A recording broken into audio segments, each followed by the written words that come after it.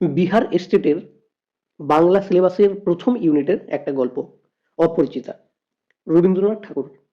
তোমাদের জ্ঞাতার্থে একটু বলে রাখি, এই গল্পটা পণ প্রথার বিরুদ্ধে একটা জ্বলন্ত দৃষ্টান্ত।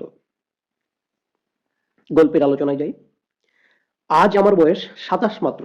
এই জীবনটা না দৈর্ঘ্যের হিসেবে বড়, না গুণের হিসাবে। তবু ইহার একটু বিশেষ মূল্য আছে। ইহা সেই ফুলের মতো, যাহার বুকের উপরে ভ্রমর আসিয়া বসিয়াছিল, এবং সেই পদক্ষেপের ইতিহাস তাহার জীবনের মাঝখানে ফলের মতো গুটি ধরিয়া উঠিয়াছে। সেই ইতিহাসটুকু আকারে ছোট, তাহা ছোট করিয়াই লিখিব। ছোটকে যাহারা সামান্য বলিয়া ভুল করেন না, তাহারা ইহার রস বুঝিবেন। কলেজে যতগুলো পরীক্ষা পাশ করিবার, সব আমি চুকাইয়াছি। ছেলেবেলায় আমার সুন্দর চেহারা লইয়া পণ্ডিত মশাই আমাকে শিমুল ফুল, মাকাল ফলের সহিত তুলনা করিয়া বিদ্রূপ করিবার সুযোগ পাইয়াছিলেন। ইহাতে তখন বড় লজ্জা পাইতাম। কিন্তু বয়স হইয়া একথা ভাবিয়াছি, যদি জন্মান্তর থাকে, তবে আমার মুখে সুরূপ এবং পণ্ডিত মশাইদের মুখে বিদ্রূপ আবার যেন এমনি করিয়াই প্রকাশ পায়। আমার পিতা এককালে গরিব ছিলেন। ওকালতি করিয়া তিনি প্রচুর টাকা রোজগার করিয়াছেন। একটু মনে রাখবা যে কথকের পিতা কি কাজ করতেন। তাহলে ওকালতি। ভোগ করিবার সময় নিমেষ মাত্র পান নাই। মৃত্যুতে তিনি যে হাঁপ ছাড়িয়াছেন, সেই তার প্রথম অবকাশ। আমার তখন বয়স অল্প। মার হাতেই আমি মানুষ। মা গরিবের ঘরের মেয়ে, তাই আমরা যে ধনী এ কথা তিনি ভোলেন না, আমাকে ভুলতেও দেন না। শিশুকালে আমি কোলে কোলেই মানুষ বোধ করি, সেই জন্য শেষ পর্যন্ত আমার পুরোপুরি বয়স হইল না। আজও আমাকে দেখিলে মনে হইবে আমি অন্নপূর্ণার কোলে গজাননের ছোট ভাইটি। আমার আসল অভিভাবক আমার মামা।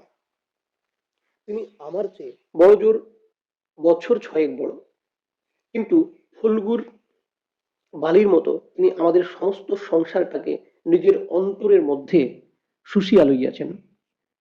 তাহাকে না খুঁড়িয়া এখানকার এক গণ্ডূষ রসও পাইবার জো নাই। এই কারণে কোনো কিছুর জন্যই আমাকে কোনো ভাবনা ভাবিতে হয় না। কন্যার পিতা মাত্রই স্বীকার করিবেন আমি সৎপাত্র।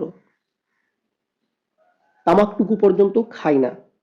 ভালো মানুষ হওয়া কোনো ঝঞ্ঝাট নাই, তাই আমি নিতান্ত ভালো মানুষ।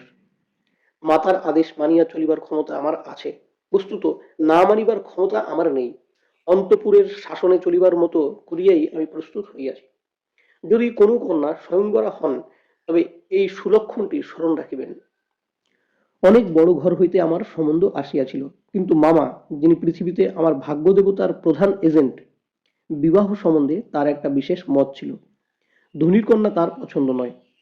আমাদের ঘরে যে মেয়ে আসিবে, সে মাথা হেট করিয়া আসিবে, এই তিনি চান। অথচ টাকার প্রতি আসক্তি তার অস্থিমজ্জায় জড়িত। তিনি এমন বিহাই চান, যাহার টাকা নাই অথচ সে টাকা দিতে উসুর করিবেন না, যাহাকে শোষণ করা চলিবে, অথচ বাড়িতে আসিলে গুড়গুড়ির পরিবর্তে বাঁধা হুকার তামাক দিলেই যাহার নালিশ খাটিবে না। আমার বন্ধু হরিশ কানপুরে কাজ করে। সে ছুটিতে কলকাতায় আসিয়া আমার মন উতলা করিয়া দিল। সে বলিল, ওহে, মেয়ে যদি বলো, একটি খাসা মেয়ে আছে। কিছুদিন পূর্বে এম.এ. পাশ করিয়াছি। সামনে যতদূর পর্যন্ত দৃষ্টি চলে ছুটি ধু ধু করিতেছে। পরীক্ষা নাই, উমেদারি নাই, চাকরি নাই, নিজের বিষয়ে দেখিবার চিন্তাও নাই, শিক্ষাও নাই, ইচ্ছাও নাই। থাকিবার মধ্যে ভিতরে আছে মা এবং বাহিরে আছেন মামা। এই অবকাশের মরুভূমির মধ্যে আমার হৃদয় যখন বিশ্বব্যাপী নারীরূপের মরীচিকা দেখিতেছিল, আকাশে তাহার দৃষ্টি, বাতাসে তাহার নিঃশ্বাস, তরুমর্মরে তাহার গোপন কথা, এমন সময় হরিশ আসিয়া বলিল, মেয়ে যদি বলো, তবে আমার শরীর মন বসন্ত বাতাসে বকুল বনের নবপল্লব রাশির মতো কাঁপিতে কাঁপিতে আলো ছায়ায় ধুনিতে লাগিল। হরিশ মানুষটা ছিল রসিক। রস দিয়া বর্ণনা করিবার শক্তি তাহার ছিল, আর আমার মন ছিল তৃষ্ণার্ত। আমি হরিশকে বলিলাম, একবার মামার কাছে কথাটা পাড়িয়া দেখো। হরিশ আসর জমাইতে অদ্বিতীয়, তাই সর্বত্রই তাহার খাতির। মামাও তাহাকে পাইলে ছাড়িতে চান না। কথাটা তার বৈঠকে উঠিল। মেয়ের চেয়ে মেয়ের বাপের খবরটাই তার কাছে গুরুতর। বাপের অবস্থা তিনি যেমনটি চান তেমনি। এককালে ইহাদের বংশের লক্ষ্মীর মঙ্গল ঘাট ভরা ছিল, এখন তাহা শূন্য বলিলেই হয়। অথচ তলায় সামান্য কিছু বাকি আছে। দেশে বংশমর্যাদা রাখিয়া চলায় সহজ নয় বলিয়া ইনি পশ্চিমে গিয়া বাস করিতেছেন, সেখানে গরিব গৃহস্থের মতোই থাকেন। একটি মেয়ে ছাড়া তার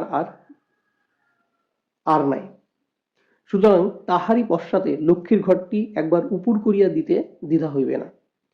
এসব ভালো কথা, কিন্তু মেয়ের বয়স যে 15, তাই শুনিয়া মামার মন ভার হইল। মেয়ের বয়সটা একটু মনে রাখবা, 15 বছর। বংশে তো কোনো দোষ নাই। না, দোষ নাই, বাপ কোথাও তার মেয়ের যোগ্য বর খুঁজিয়া পান না।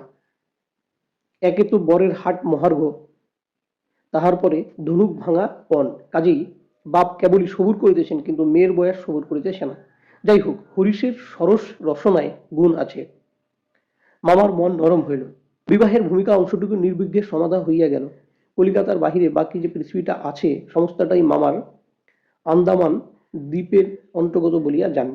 জীবনে একবার বিশেষ কাজে তিনি কন্যগর পর্যন্ত গিয়েছিলেন। মামা যদি মনু হইতেন তবে তিনি হাবড়ার পুল পার হওয়াটাই তাহার সংহিতার একেবারে নিষেধ করিয়া দিতেন। মনের মধ্যে ইচ্ছা ছিল নিজের চোখে মেয়ে দেখে আসিব, সাহস করিয়া প্রস্তাব করিতে পারিলাম না। কন্যাকে আশীর্বাদ করিবার জন্য যাহাকে পাঠানো হইল সে আমাদের বিনু দাদা, আমার পিস্তুত ভাই। তার মতো রুচি এবং দক্ষতার পরে আমরা 16 আনা নির্ভর করিতে পারি। বিনুদা ফিরিয়া আসি বলিল, মন্দ নয় হে, খাঁটি সোনা বটে। বিনুদার ভাষাটা অত্যন্ত আটো। যেখানে আমরা বলিব চমৎকার, সেখানে তিনি বলেন চলনসই। অতএব বুঝিলাম আমার ভাগ্যে প্রজাপতির সঙ্গে পঞ্চস্বরের কোনো বিরোধ নেই। প্রথম পর্ব শেষ হলো।